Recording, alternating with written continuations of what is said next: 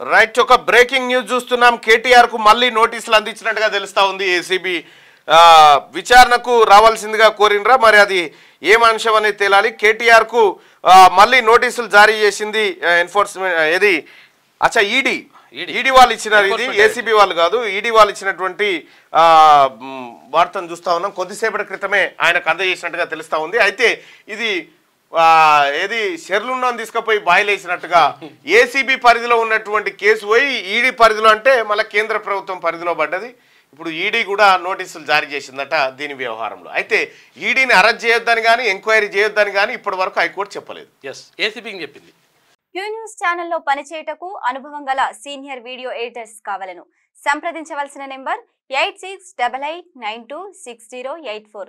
qnewsads@gmail.com ను సంప్రదించండి. Like చేయండి.